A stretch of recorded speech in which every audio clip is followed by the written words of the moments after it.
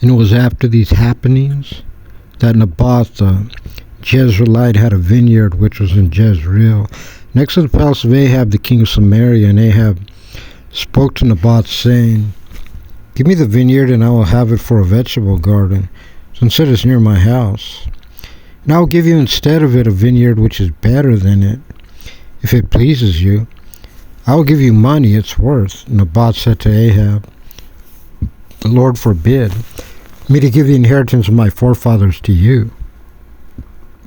Ahab came to his house sad and upset because of the matter that Naboth the Jezreelite had spoken to him, and said, "I will not give you the inheritance of my forefathers." He lay on his bed, turned away his face, and did not eat bread. Jezreel's wife came to him and spoke to him, "For what is this, that your spirit has left you, and you do not eat bread?" He spoke to her, "For I have spoken to Naboth the Jezreelite, and I have said to him, 'Give me your vineyard for money, or if you wish, I will give you a vineyard instead of it.' And he said, 'I will not give you my vineyard.' Jezebel, his wife, said to him, 'Do you now exercise kingly power over Israel? Arise and eat bread, and let your heart be merry. I will give you Naboth the Jezreelite the vineyard.' She wrote letters in Ahab's name and sealed them with this seal, and she sent the letters to the elders of the officials who were in his city, who sat with Naboth. She wrote letters saying, 'Proclaim a fast and place Naboth in the forefront of the people. Set up 2 wicked men opposite him, and they will testify against him, saying, "You have cursed God and the king," and they shall remove him and stone him, and he will die." The men of the city did, the elders and the officials that dwelled in his city, as Jezebel sent to them. As it was written in the letters that she had sent to them, they proclaimed a fast, and they set Naboth at the head of the people. And the 2 wicked men came and sat opposite him.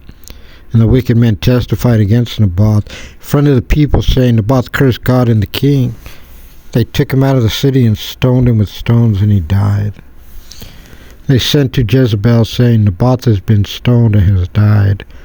And it was when Jezebel heard that Naboth was stoned, and that he died, that Jezebel said to Ahab, "Get up and take possession of the vineyard of Naboth the Jezreelite, which he refused to give you for money, for Naboth is not living but dead." And it was as Ahab heard that Naboth had died, that Ahab got up to go down to the vineyard of Naboth the Jezreelite to take possession of it.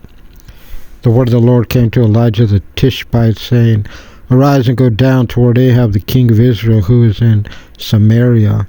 Behold, he is in Naboth's vineyard, where he has gone down to take possession of it.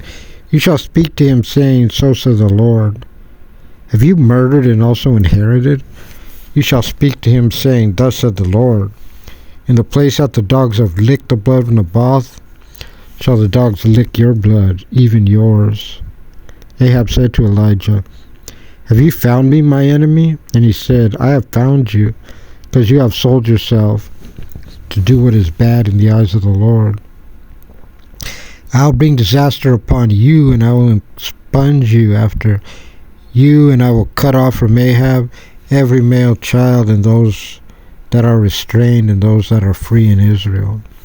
And I'll make your house as the house of Jeroboam the son of Nebat, and the house of Baasha the son of Ahijah, because of the anger which you have angered me, and you have caused Israel to sin." And also concerning Jezebel, the Lord spoke, saying, "The dogs will eat Jezebel in the valley of Jezreel. The dead of Ahab in the city will be eaten by the dogs, and the dead in the fields the fowl of the sky will eat." But there was none like Ahab, who had sold himself to do bad in the eyes of the Lord, that Jezebel his wife instigated him. He was very abominably went after idols, like all that the Amorites had done, whom the Lord had expelled from before the children of Israel.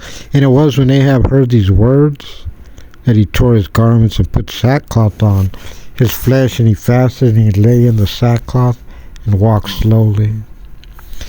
And it was the word of the Lord to Elijah the Tishbite, saying, "Have you seen that Ahab is submissive to me? Because he has humbled himself before me, I will not bring the disaster in his days and the days of his son. I will bring the disaster on his house.